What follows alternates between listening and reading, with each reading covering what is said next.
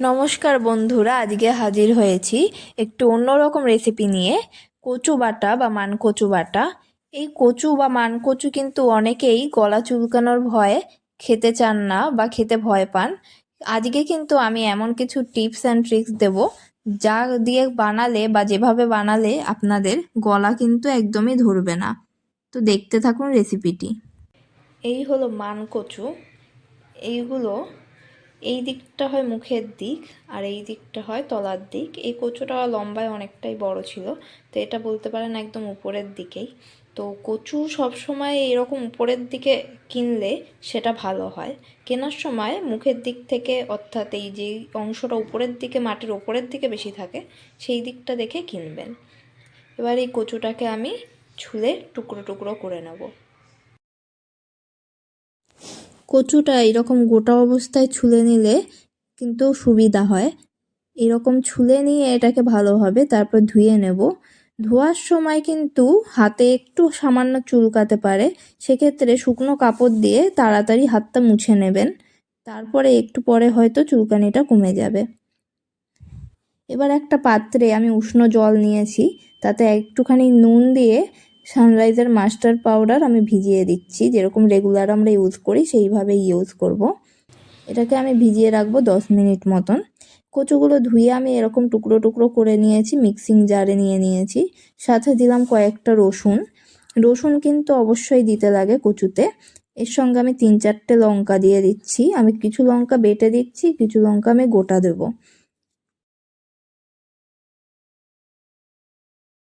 যতটা সম্ভব কম জল দিয়ে কিন্তু এই কচু বাটাটা বাটতে হবে, কারণ এখানে যত বেশি জল ইউজ করবেন পরে রান্নাটা হতে কিন্তু তত বেশি সময় লাগবে। তাই অল্প অল্প করে মিক্সারে ঘুরিয়ে চামচ দিয়ে বারবার নেড়ে চেড়ে যতটা সম্ভব কম জল দিয়ে চেষ্টা করবেন কচুটা বাটার। এরপর কড়াইতে আমি সর্ষের তেল দিয়ে নিচ্ছি। কচু বাটা কিন্তু সর্ষের তেলে রান্নাটাই ভালো হয়। চাইলে আপনারা রিফাইন তেল বা অন্য কোনো তেলেও করতে পারেন। এবার আমি একটু কালো জিরে ফোড়ন দিয়ে নিচ্ছি। ফোড়নটা দেওয়ার পরে তারপরেই আমি কচুটা যে বেটে রাখা ছিল রসুন আর লঙ্কার সঙ্গে, সেটা আমি তেলের মধ্যে ঢেলে দিচ্ছি। তেলের মধ্যে দিয়ে এটাকে ভালোভাবে নাড়াচাড়া করে নিতে হবে। এরপর আমি দিয়ে দিচ্ছি হলুদ গুঁড়ো। এটাতে কিন্তু আর বেশি কোনো মশলাপাতি কিছু লাগে না, শুধু এটার মেন হলো রসুন আর লঙ্কা আর সর্ষে গুঁড়ো। এখন আমি দিয়ে দিলাম নুন। এগুলো দিয়ে ভালো করে এখন কষাতে হবে। খুব গ্যাস বাড়িয়ে কিন্তু এটা রান্না করা যায় না, কারণ গ্যাস বাড়ানো থাকলে কিন্তু এটা খুব ছেটায় কচু বাটাটা। তাই জন্য গ্যাসটা যতটা সম্ভব নিভি আছে বা কম আছে নিয়ে তারপর এটা বারবার নাড়তে নাড়তে রান্না করতে হবে পুরো জলটা শোকানো পর্যন্ত। কচুর জল শোকাতে কিন্তু বেশ খানিকক্ষণ সময় লাগে। আর হ্যাঁ, ঢাকনা কোনো দেওয়ার দরকার নেই, বারবার এটা নাড়তে হয়।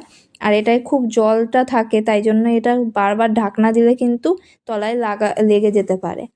এবার এতে যে আমি গোটা লঙ্কাগুলো রেখেছিলাম সেগুলো দিয়ে দিলাম।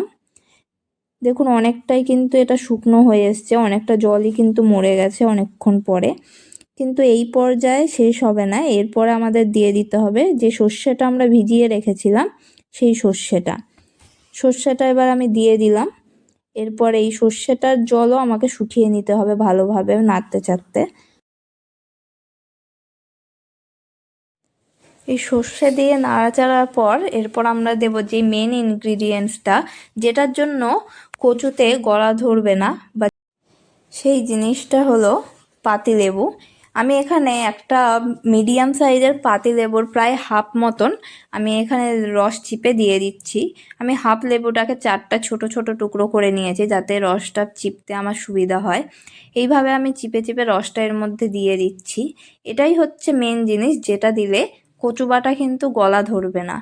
এছাড়াও এই লেবু দেওয়ার কারণে কিন্তু কচু বাটার টেস্টটাও অন্যরকম হয়, খেতে বেশ ভালোই লাগে।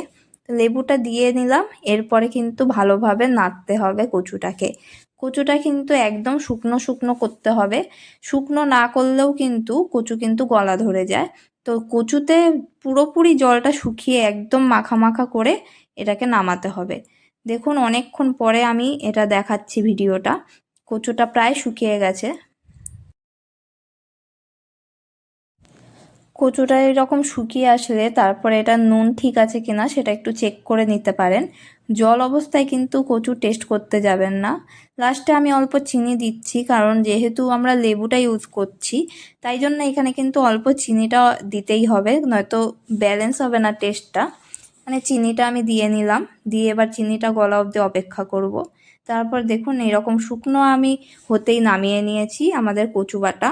এইভাবে মানকচু বাটা বানিয়ে দেখুন, এভাবে রান্না করলে কিন্তু একদমই গলা চুলকাবে না। দেখা হবে পরের ভিডিওতে নতুন রেসিপি নিয়ে। Till then good by.